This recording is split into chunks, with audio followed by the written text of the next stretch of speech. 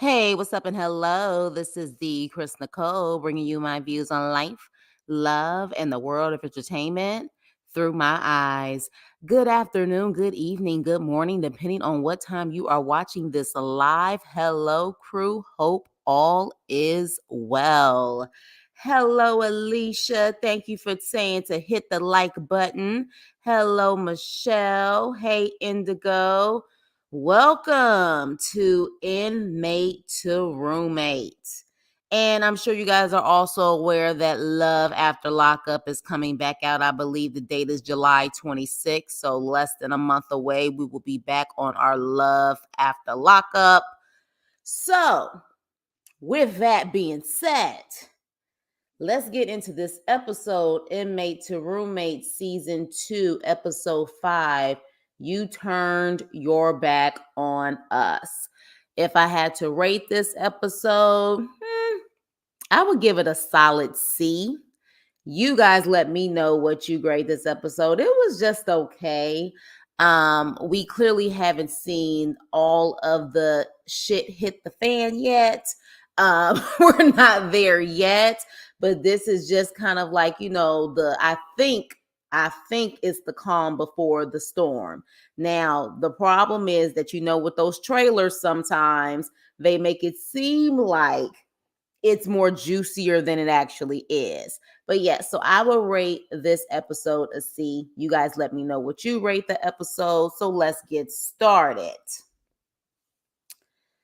Child, this was a line, okay? Very pointless. Marisol and Jim. Now, they were supposed to house Mickey. As we know, the last time they were on, they said that Mickey actually had new charges and he was going to have to go to court and to see if he was going to have or face more jail time. Well, this episode, he went to court and they said that he's going to have to serve, which I think they said 6.5 years, 6 years, which means another 14 months, okay? Another 14 months in prison. And I'm like this, look, you guys are pastors, okay? God warns us all, okay? We may not want to listen, but he gives us signs. And baby, if this is not a sign from what the police officer or the sheriff was telling them to the fact that you already feel like he was lying and egging stuff on to try to make sure that you guys were loyal to him, but he knew dang on well he's probably going to have to serve more time, to him actually getting the time of 14 extra months, please take it as a sign that this is just not going to work out. I would take it as a sign. I don't know about y'all, but he still wants to meet up with Mickey. So they meet up with Mickey in this room, and he was like, I can take people being honest with me, but people who are not, people who lie to me, I just can't take it. Sir, he's probably a professional liar at this point. So Mickey swears though he's telling the truth. He's telling the truth. He hasn't lied to him not one bit or whatever the case may be. And he's saying, he appreciates them. This was a waste of time and probably a waste of the fact that they're not going to get paid, because at this point, I mean, you don't really have a show if you don't actually get the inmate in your house as a roommate. So I don't know what's going to happen. My gut is telling me that we're done seeing them this season. That's what my gut is telling me. But with that, they pray for him and the end. All right. Marisol, Jim, waste of time. Wish y'all the best of luck. But I would take it as a sign that you don't need that man in there. And you also said out of your mouth when you were driving that people said that he was using you guys so he can run. Take the hint and leave him alone. Devin, Daniel, and Kathy. Yeah. So 5 days out of prison. And this fool gets arrested in Texas, of all places. Okay. Now, how did he end up finding what he found in Texas so quickly? I don't know. He may have been jailed with someone from Texas who had a connect in Texas, for all we know. But Kathy says, look, I thought everything was great. Friday, we were laughing, joking. He seemed like was having a good time. We were eating. The next thing you know, his phone kept ringing off the hook. And he said, what's up, Marlon? He said, I have to go. And she said, after he said, I have to go, we didn't see him again. And so at that point, that should have been a warning, because does he know anyone besides y'all in Gainesville, Texas? I thought that was the whole purpose for him to move there, is because he wouldn't know anyone. So the fact that he left and he didn't come back should have told you everything you. But I guess they trusted him, but until they got that call that he was in jail. But one thing Kathy said for sure is that they ain't bailing him out. So the next thing you know, they get a call from Devin. And Devin is the typical, not only addict, but the typical young addict who already this generation, hell, feels like they're entitled like a mofo. And he says, I'm in, jail or whatever, but I got to be honest with y'all. Y'all turned y'all back on me. And Kathy wasn't having it. Kathy was like, who the hell do you think we turned our back on you? You turned your back on us. And so at that point, he was like, I'm just saying, that's the way you guys made me feel. That's the way you made me feel. And I'm trying to figure out, what did we miss? Okay, what did we miss? Because the last time we saw him, his head was down, like he was already ashamed, like he had already did something that he wasn't supposed to do. Because one of the things that he said when they were giving him the rules is, well, if I mess up or I slip up or whatever, does that mean I'm out of the house? Because you asked that question because you already slipped up. So he's trying to play the blame game, and Kathy's like, don't put that shit on me. Don't put that shit on my husband. You turned your back on us. And I'm thinking like, sir, you do realize you're talking to two people who have past substance issues. They were both addicts who got their lives together. They know every trick in the book. So you're not going to be able to put that past them. And so at that point, the Daniel's like, so what did you want me to do? Kathy was like, did you want us to go help you go find the stuff? And Daniel's like, well, what do you want me to do? Like put a, what, like burp you? Like, what do you want me to treat you like a baby? And Devin's like, that's not what I'm effing saying. You guys are misunderstanding what I'm saying. I don't have time for this. I'm in jail right now. Click. Really, sir? These people gave you a place rent-free. Said you got 3 months to get yourself together, rent-free. And because you got caught, now you want to play the victim game. So at that point, they decide, for whatever reason, Kathy was actually going to go see Devin in prison, but they get a call from Devin's sister, and the sister is like, yeah, so he'll be out at 10 a.m. He'll be out. And so Kathy was like, oh, he's going to be out? She's like, yeah, he's going to be out. He's going to be out at 10 a.m. And she was like, well, where did he get the money to bail himself out? And then the sister kind of stumbles and is like, I don't know. I personally think that sister or that grandmama sat up there and bailed him out and told him to go right back to that house in Texas with Daniel and Kathy, because they do not want to deal with him. And literally the sister's like, well, if you guys can pick him up, if you guys want to, that'll be great. They don't want anything to do with him. And one thing I didn't like is when Kathy said, we're good friends with his grandparents and we don't want our relationship to be affected by them if we decide not to take him back in. Excuse me, if they're real friends, they'll understand. Because trust and believe, if they weren't tired of his ass, he would be with his grandparents or a family member. So if they act like they don't want to be your friends anymore because you decide to kick that fool out after 5 days of being out and only one night or two being in Texas, he ends up going back to prison. If they have an issue with you kicking him out, they was never your friends. Let me see what you guys are saying. The way the season is going, no one is going to fit. Exactly. Devin is very unaware. Wasn't he the one who said he started his escapade and addiction like 11, 12, or 13. Like apparently he was really young. Like I think his brain is completely fried because literally the only thing he's done is got out. He barely even cut the grass for his sister and drove from Colorado to Texas. And he had the nerve to say that life was just going too fast for him. Sir, how was life going too fast? You couldn't even finish cutting the grass. What's up, Lansky? You couldn't even finish cutting the grass. What are you talking about? You couldn't even get to freaking Texas without any issues. Like, life is moving too fast for you. So, my gut is telling me he never got clean.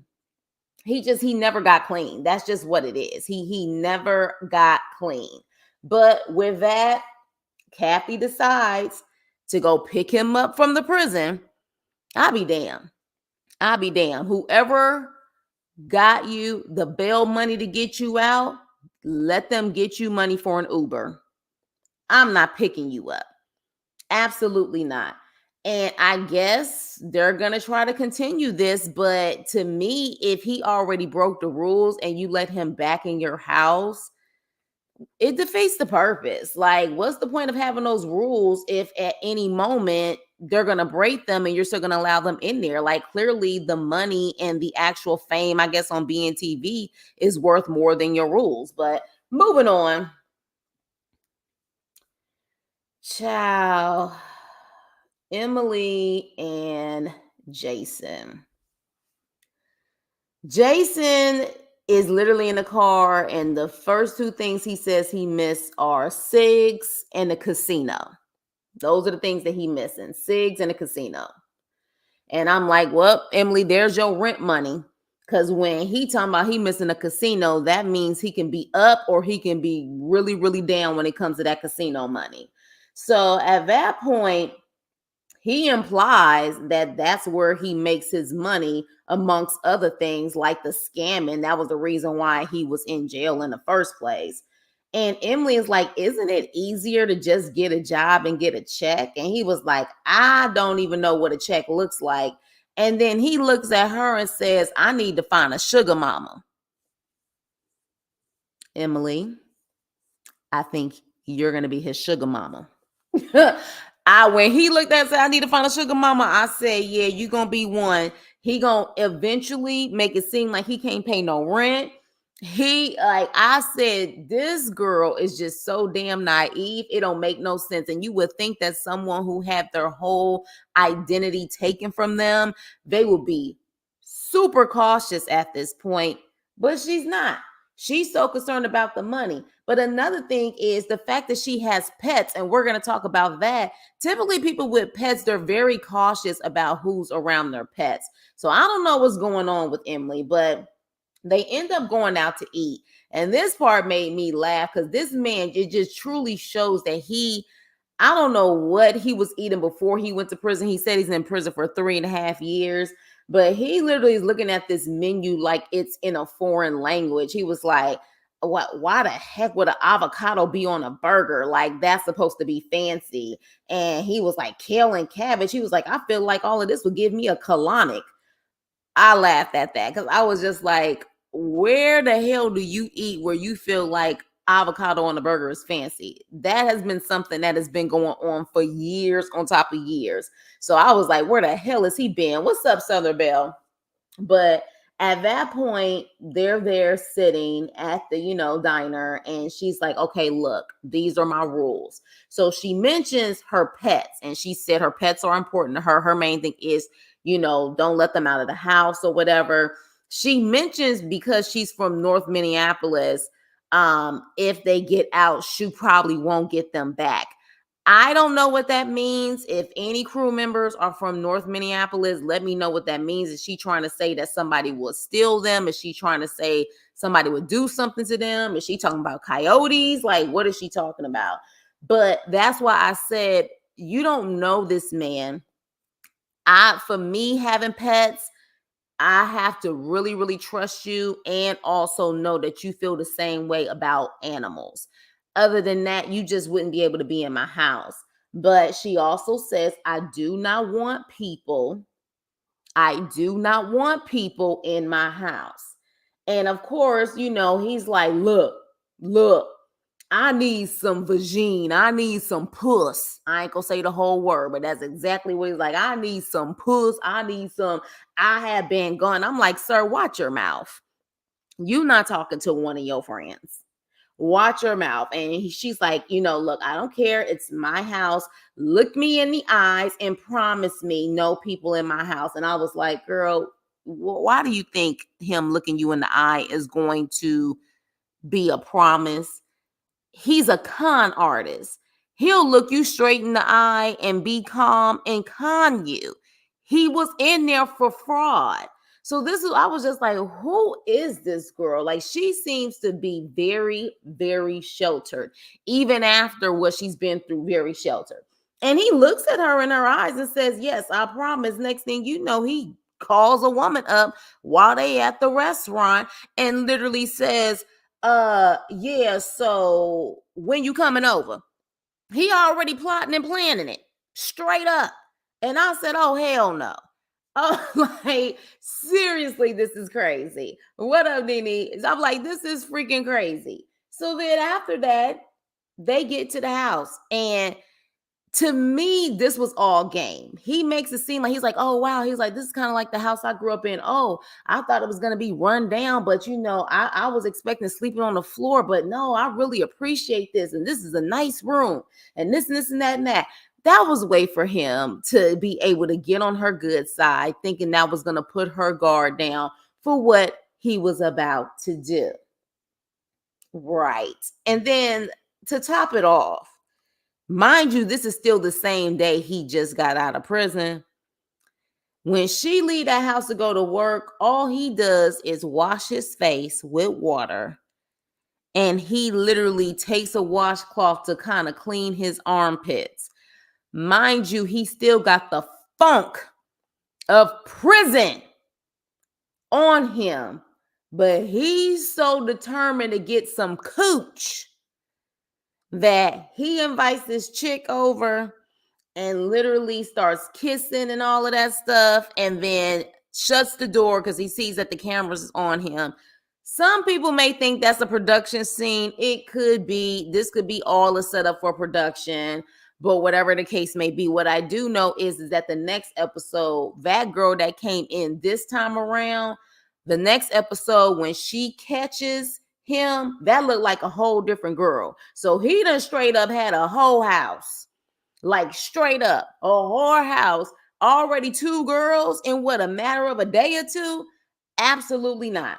Yes, a bird bath. I guess that's what's considered a bird bath. But as far as I saw, last time I checked, a bird bath was supposed to be the pits and the bottom area. You supposed to do all of that. He just did the pits. Like, I just was like, what is this? What is this? I was just like, absolutely freaking not. Just nasty. Still have exactly. And I was just like, oh my gosh. And the crazy part about it is these women didn't care, especially that woman who had just came in. She didn't even care. She didn't even care. Like, but hey, it is what it is. So he slams the door. Then the next episode, of course, she catches him. And he literally acting like a teenager that just got caught, covering his face up. But as far as I see it, the way that prison picture looked, this picture, sometimes when people covering up their face like that, they about to morph into something else. I don't trust them, Emily. This picture right here tells me everything I need to know. As far as I see it, you trying to correct him about what's going on in your house, don't be shocked, because he gives me those vibes. He could easily be on Snapped or one of those shows. So with that being said, we're going to see how this goes. But again, everybody's breaking the rules. I don't know if production tells them to break the rules, but no one so far, in my opinion, besides one person who ended up relapsing, and we're going to get on that, everybody else has just been mad disrespectful to the people who allowed them in their home. It's just ridiculous. So moving on. Mark, Annalisa, and Veda.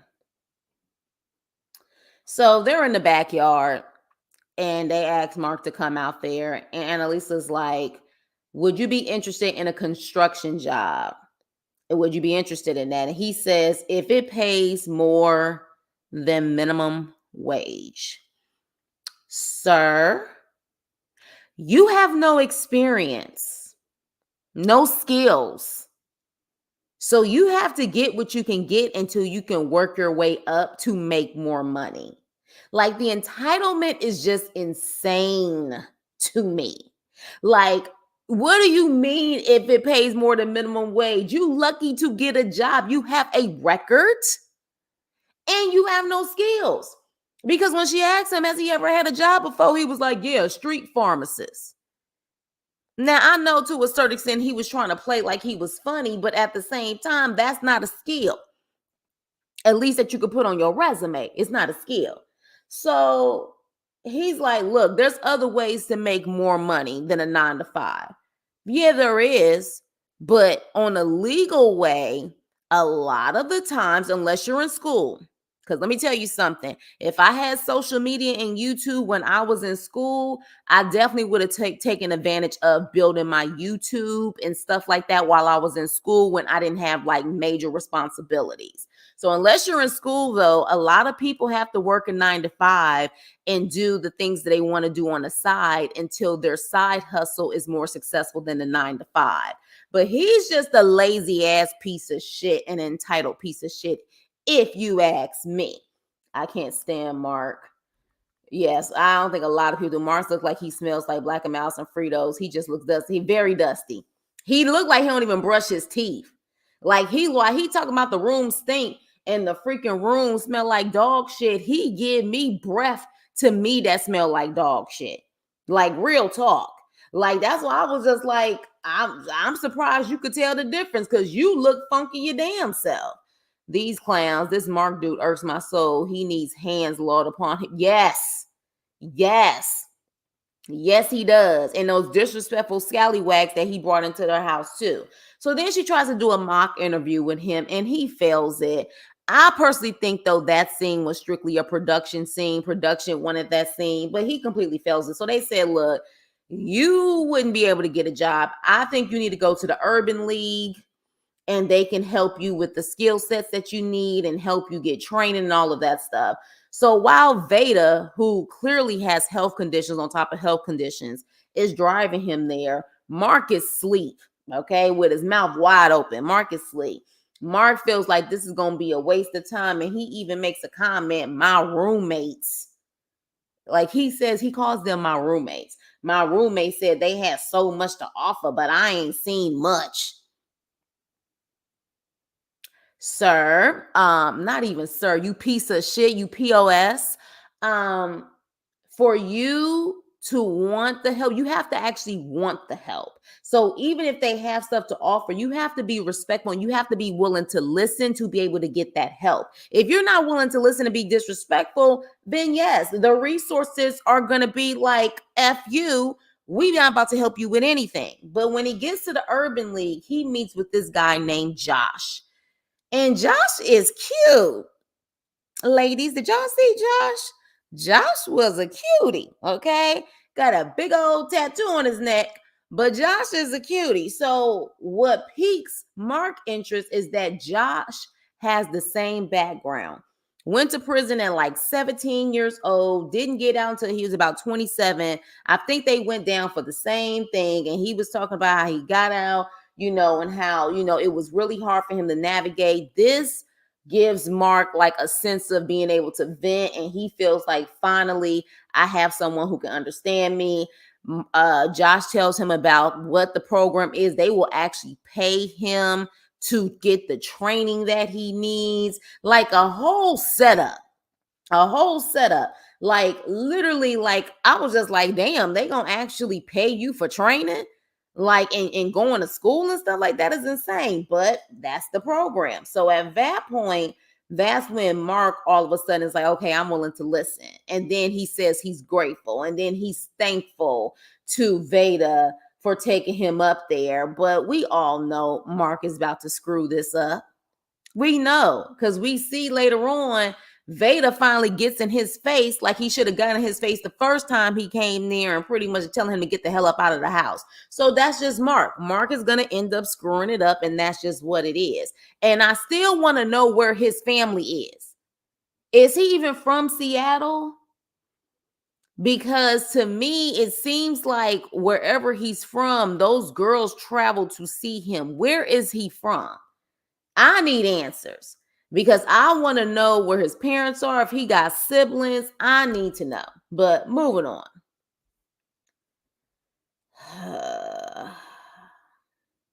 Hey, Yuli. What's up? What's up? I doubt if Mark will complete the process. Yeah. You know what I mean? I don't think anyone thinks that he's going to complete it. I don't think anyone is going to think that Mark is just the F up. Like, that's just what it is. And he's entitled and he's disrespectful. Now, this is my main topic for tonight because out of everyone that we have seen so far on the show, in my opinion, Jennifer has always been respectful when it comes to Cindy. She never came in. The only time that she kind of acted a fool was in the car when she wanted to get her car and all of this stuff. Somebody, it was her day because she had got out. But other than that, she truly has been trying with her. Unlike others who came in just blatantly disrespectful, ready to be ignorant and break rules. All right. So with that, this is why I said I blame this heifer making this girl go cray cray. So Jennifer at this point is being Molly Maid for Cindy. And she's trying to help her clean up her hoarder house.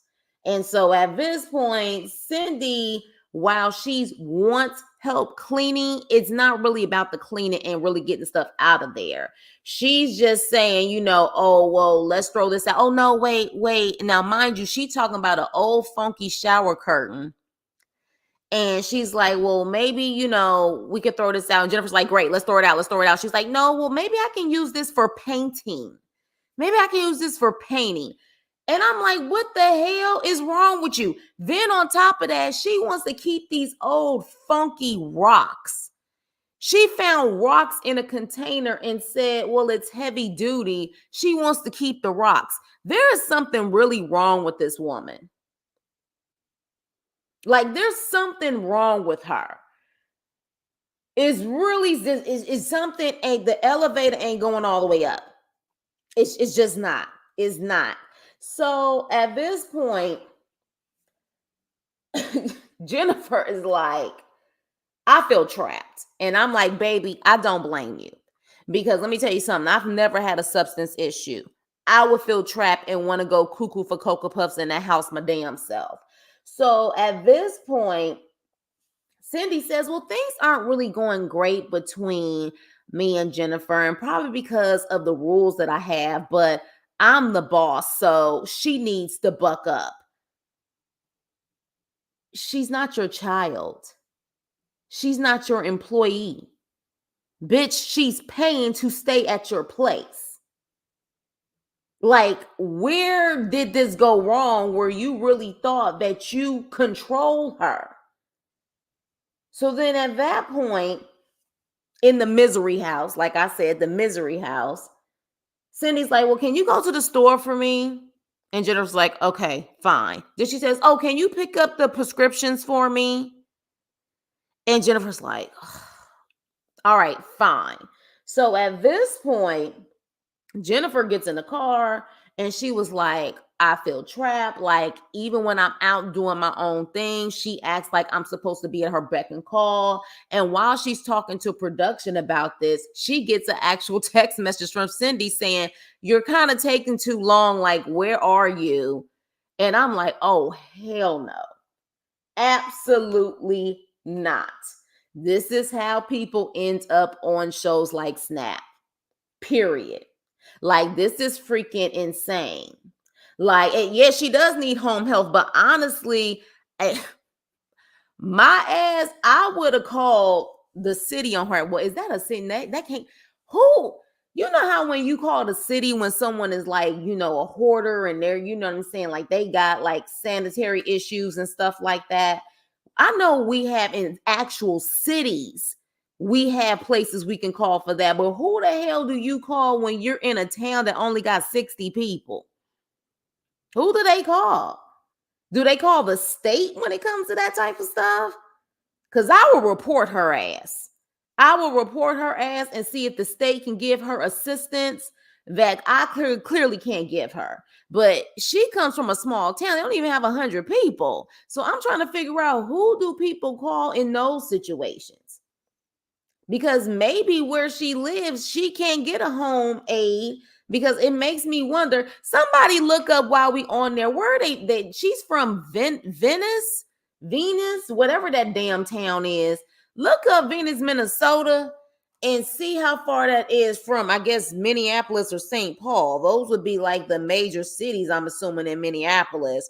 Where is, I don't want to say it's Venice. It's something with a V.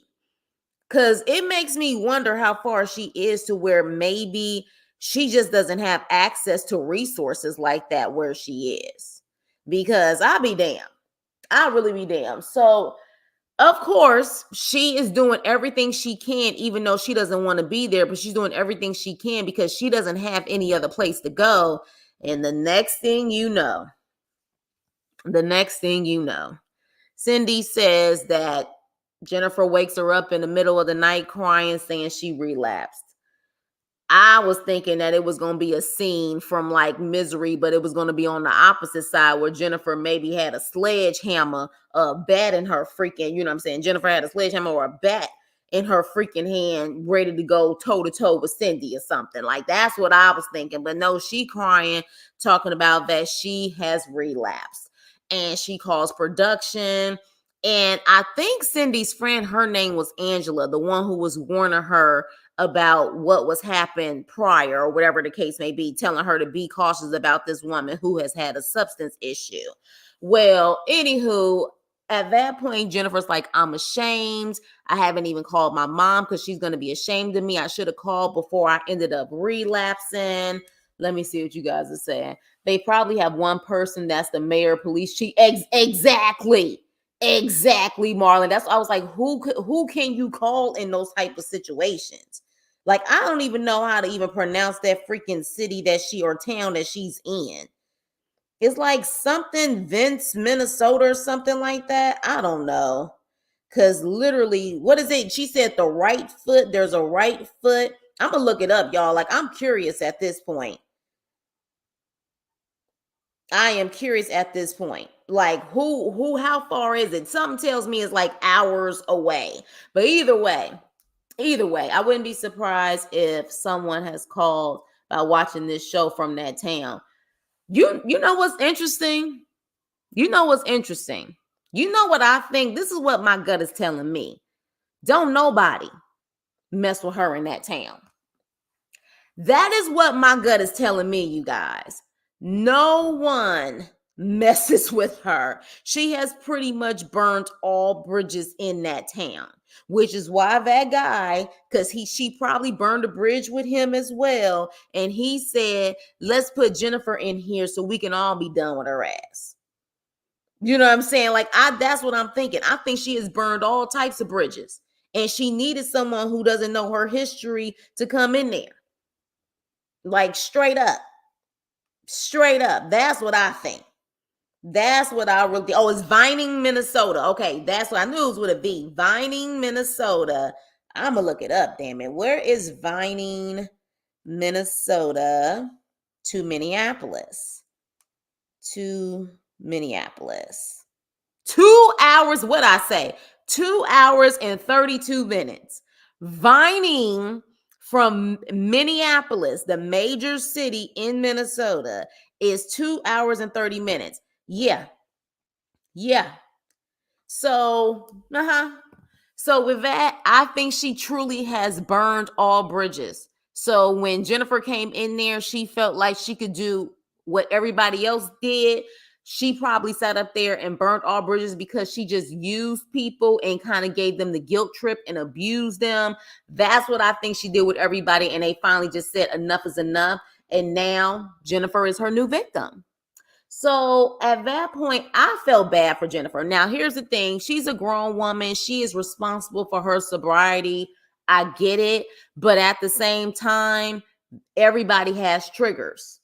And clearly, this situation was not a good situation for her. It just wasn't. She felt like she was in jail.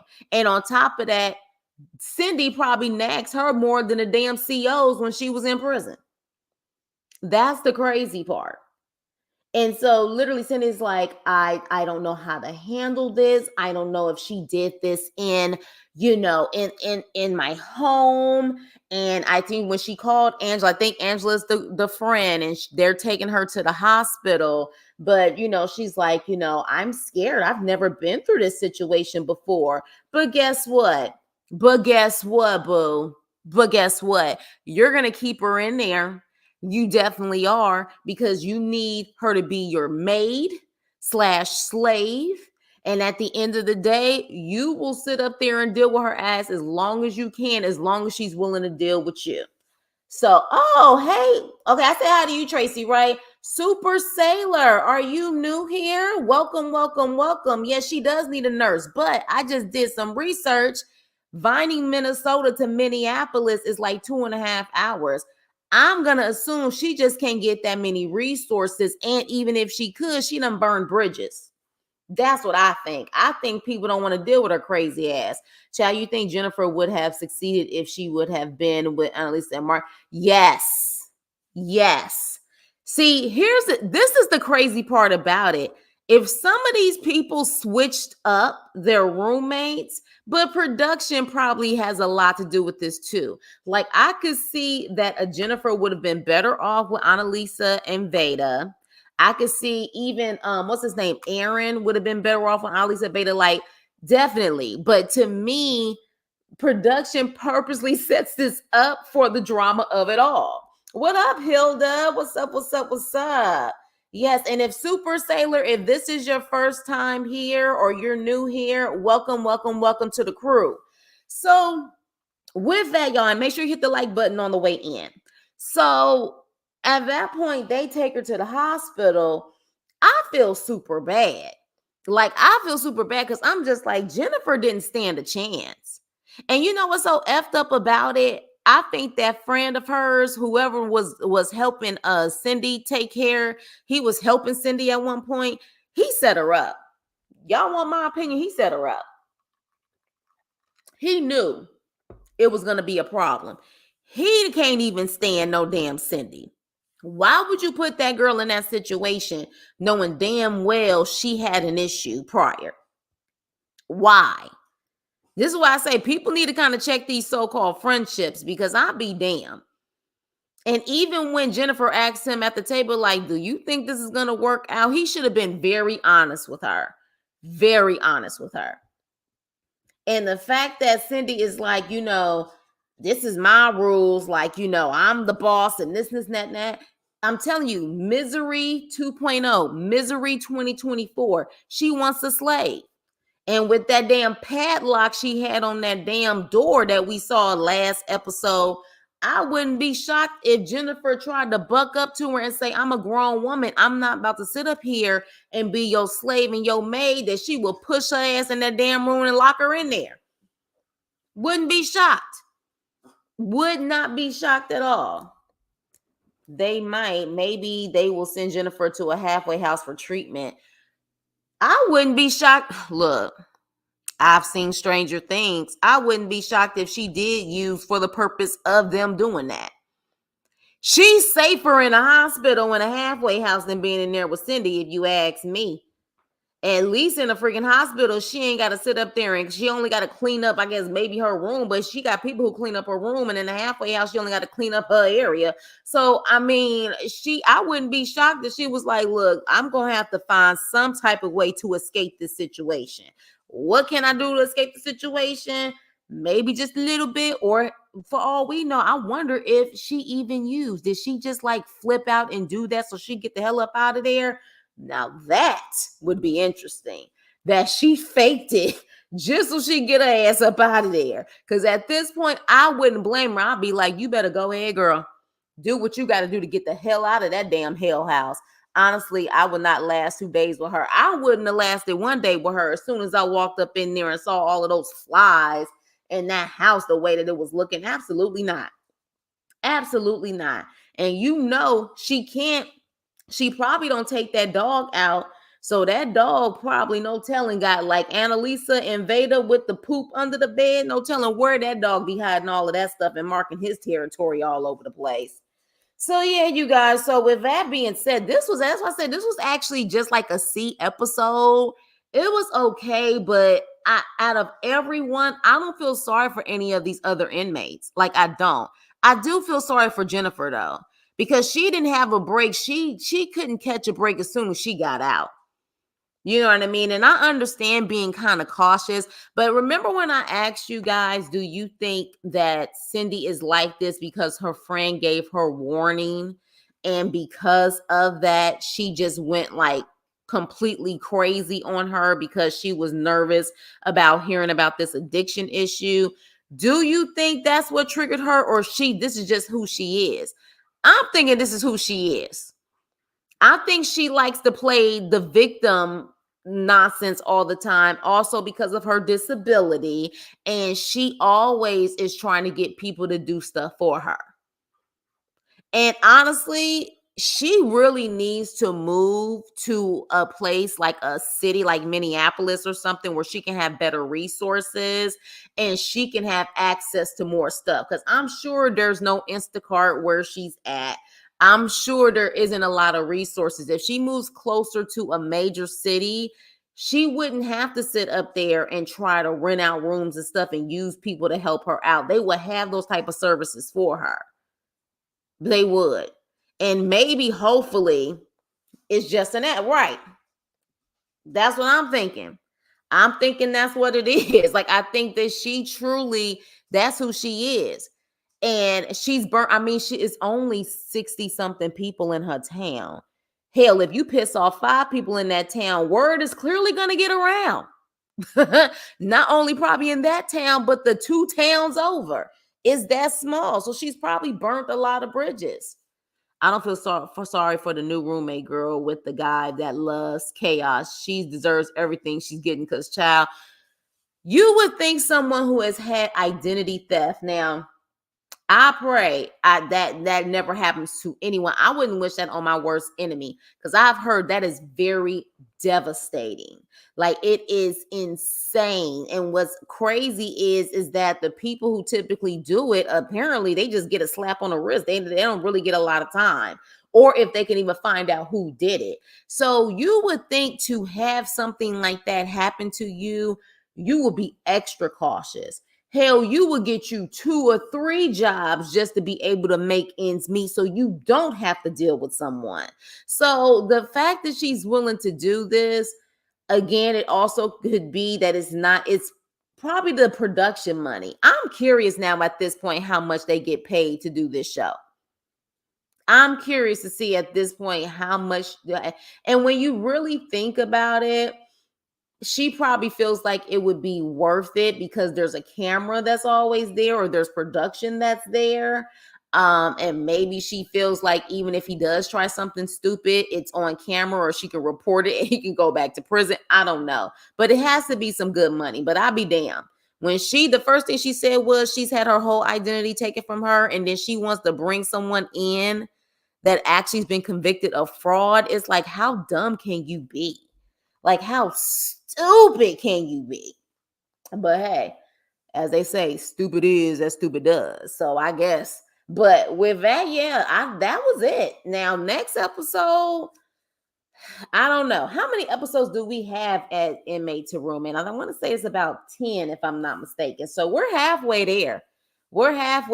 So I guess we're going to have to see what's going on in these later episodes. I'm waiting for the day, though, that Veda tells Mark to get the hell up out of his house. He should have said that the first damn day. That's what he should have done. But it seems like he does get fed up. He meets him in the freaking bathroom and kind of chest to chest and is like, get your ass up out my house. So maybe, hopefully we can see that soon because I'm waiting for that day. I'm waiting for that day, but I'm really hoping that Jennifer, they do put her somewhere else. Like I do. Like I really, Annalisa looks good in the braids. She does, which tells you that time lapse. I prefer her braids than the style she had. Because that other hair, that short hair, it seemed like she couldn't keep it up. No shade, but some people can't do short hair. Some people need to have their hair at a certain length, so just in case they can slick it back, put some gel in it or whatever the case may be. And her hair was not styled at all with that short haircut. But yeah, she looked really nice with the braids. She looked cute. But Mark is just a F up. A good amount of them in here are just F ups from Devin. Now, Aaron, okay, so let me ask you guys this. Who do you guys think really could make it? Devin, hell no. Mark, hell no.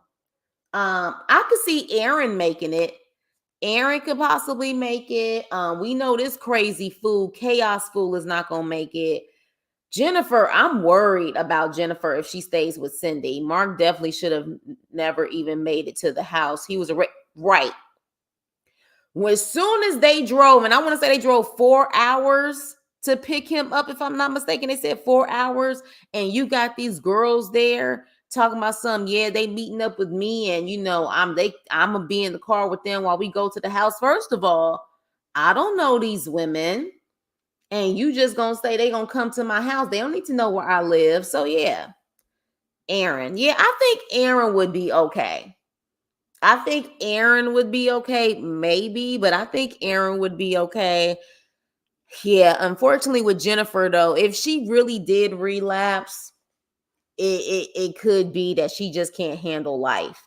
Now, Aaron, he's been convicted multiple times, so hopefully he'll get the hint, but that would probably be the only one. For those who watched season 1, did anyone make it from season 1? Y'all let me know. Did anyone make it from season 1? Yuli's like, I don't think anyone can make it. Yeah, possibly. I mean, shit, it is what it is. But yeah, so Yuli said ain't none of them making it. None of them. Now, season 1, did someone make it though? Or were they all a disaster like this season? Because if that's the case, then production is doing their thing to make this happen. Production want a good show, and I guess they got a good one on their hands. Because it seems to be craziness clearly in every season so far. Because you guys talked about season 1, and y'all said season 1 was insane. So yeah, but maybe one can make it. Maybe season 1 was a mess, but they were better. Oh, they were better than this group. Okay. So you saying that this season is worse than season 1? Oh, well, damn. Okay. Okay.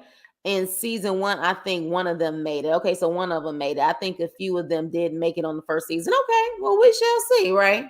We shall see. I wouldn't be shocked if none of them make it, but I would like to see one of them make it. I would like to.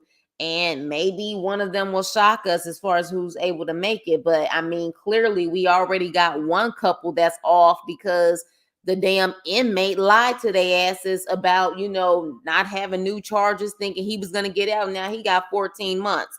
So, we already got one down. So, and I'm assuming did season 1 work that way where if they got kicked out, they were just done at that point? Or did they try to continue and keep it going? Like once you get kicked out, I'm assuming that's the end of your storyline. I'm assuming. But yeah, but we'll have to see. We will have to see. So with that being said, I got Power. Let me see. Season 1, that they roommates knew the people for years. Oh, okay. Okay. Well, I mean, some of them said like 2 years. Did anybody randomly? Well, I guess the pastors, I don't think they knew who Mickey was.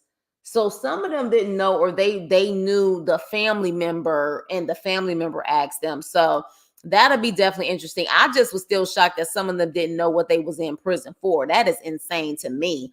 Because I feel like there's just certain absolutely no's. And that's just even in the prison system too. There's just certain charges where you better be in the hole forever, your whole entire sentence, based on the charges. So there's just certain ones where you shouldn't even want that person in your house based on the charge. But with that being said, you guys, Power review is coming up, and guess what, y'all? Y'all gonna be shocked. This Power episode that I just saw was pretty darn good. I was shocked. I said, I need to find out who the writer was for that one because you saved it. You saved it for me. And then I have the House of Dragons. So that's coming up. Thank you guys for your patience. It's just been a lot when it comes to my professional career. Just been a lot going on. So, I'm definitely, behind, but I appreciate the crew, of course, for always checking in on my stuff. So with that being said, you guys, that was it. This was a simple one. I can't wait till it get juicy though. So then that way we can really get down to the nitty gritty. But as far as this misery heifer is concerned, Cindy, like, nah. What I did. I like the dialogue. I finally was able, the dialogue, it was the writing. See, y'all gotta understand, the writing is what the actors can only do so much. If the writing ain't good, the acting ain't gonna be good. But baby, I was quite impressed with the writing, which gave good acting from Drew. Drew's dialogue was great. Kane's dialogue was great. I love the conflict and the finally getting the reveal of the issues that they've had between each other. Pretty darn good. Wasn't perfect, but pretty darn good compared to other episodes and seasons. But anywho, with that being said, you guys, please like, share, and subscribe. And I will see you on my next video. Toodles.